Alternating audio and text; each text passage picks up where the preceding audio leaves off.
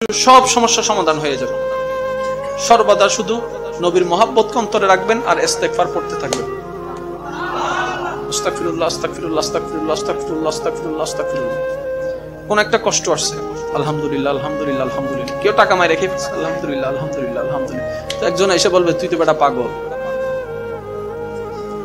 তোর টাকা মাই রেখেছে তুই বললি আলহামদুলিল্লাহ। আপনি সেই দিন উত্তর দিবেন, আরে টাকার কাজ তো মানুষের চাহিদা পূরণ করা, সবাই তো টাকা দিয়ে নিজের চাহিদা পূরণ করে, আমার টাকাটা না হয় আল্লাহর কোন বান্দার চাহিদার পূরণের কাজে।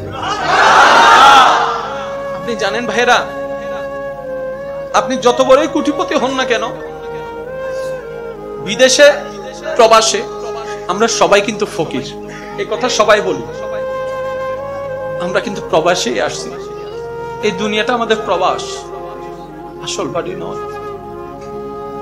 তর্ক থেকে যাবে, আপনি আমি চলে যাব। ঝগড়া মামলা থেকে যাবে, আপনি আমি চলে যাব। কাউকে বলা কঠিন আঘাত থেকে যাবে, আপনি আমি চলে যাব।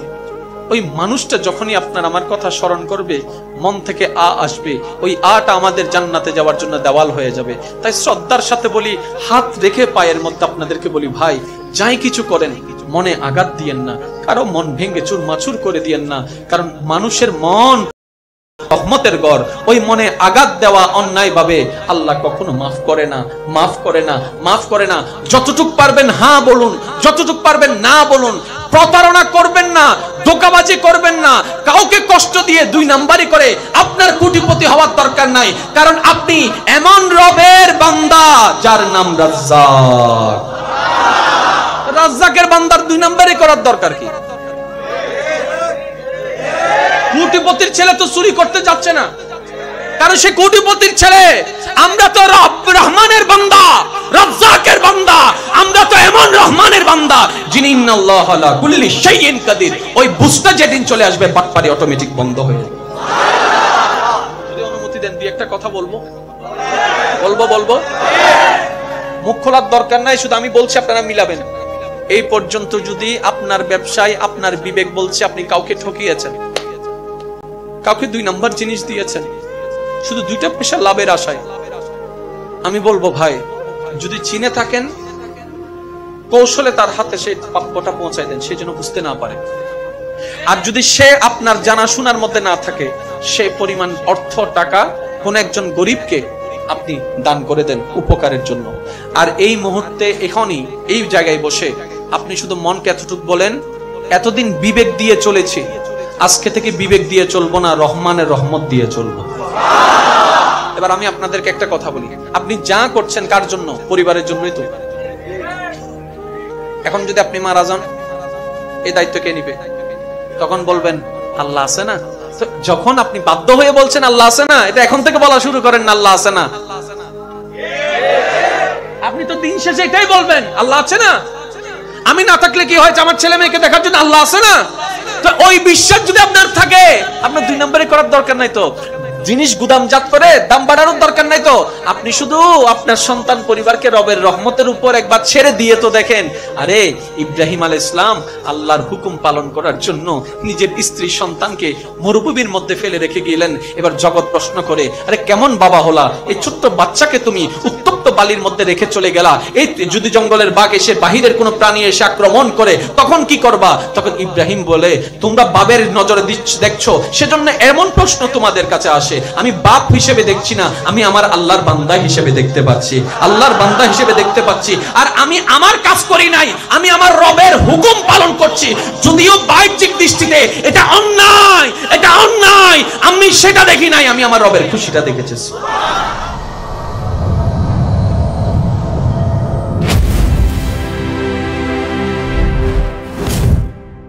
তার সাথে বলি, হাত রেখে পায়ের মধ্যে আপনাদেরকে বলি, ভাই যাই কিছু করেন মনে আঘাত দিয়েন না, কারো মন ভেঙে চুরমাচুর করে দিয়েন না। কারণ মানুষের মন রহমতের গড়, ওই মনে আঘাত দেওয়া অন্যায় ভাবে আল্লাহ কখনো মাফ করে না, মাফ করে না, মাফ করে না। যতটুক পারবেন হ্যাঁ বলুন, যতটুক পারবেন না বলুন। প্রতারণা করবেন না, ধোঁকাবাজি করবেন না, কাউকে কষ্ট দিয়ে দুই নাম্বারি করে আপনার কোটিপতি হওয়ার দরকার নাই। কারণ আপনি এমন রবের বান্দা যার নাম রাজ্জাক। রাজ্জাকের বান্দার 2 নম্বরে করার দরকার কি? কোটিপতির ছেলে তো চুরি করতে যাচ্ছে না, কারণ সে কোটিপতির ছেলে। আমরা তো রহমানের বান্দা, রাজ্জাকের বান্দা। আমরা তো এমন রহমানের বান্দা যিনি ইন্নাল্লাহা আলা কুল্লি শাইইন কাদির। ওই বুঝটা যেদিন চলে আসবে, বাটপারি অটোমেটিক বন্ধ হয়ে যাবে। যদি অনুমতি দেন দুই একটা কথা বলবো। মুখ খোলার দরকার নাই, শুধু আমি বলছি, আপনারা মিলাবেন। এই পর্যন্ত যদি আপনার ব্যবসায় আপনার বিবেক বলছে আপনি কাউকে ঠকিয়েছেন, কাউকে 2 নম্বর জিনিস দিয়েছেন, শুধু 2টা পয়সা লাভের আশায়, আমি বলবো ভাই, যদি চিনে থাকেন কৌশলে তার হাতে সেই প্রাপ্যটা পৌঁছায় দেন, সে যেন বুঝতে না পারে। আর যদি সে আপনার জানাশোনার মধ্যে না থাকে, সেই পরিমাণ অর্থ টাকা কোন একজন গরিবকে আপনি দান করে দেন উপকারের জন্য। আর এই মুহূর্তে এখনই এই জায়গায় বসে আপনি শুধু মনকে এতটুকু বলেন, এতদিন বিবেক দিয়ে চলেছি, আজকে থেকে বিবেক দিয়ে চলবো না, রহমানের রহমত দিয়ে চলবো।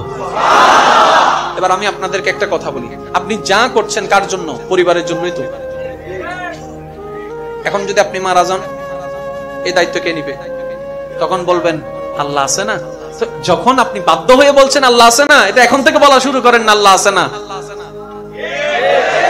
আপনি তো দিন শেষে এটাই বলবেন আল্লাহ আছে না। আমি না থাকলে কি হয়েছে, আমার ছেলে মেয়েকে দেখার জন্য আল্লাহ আছে না।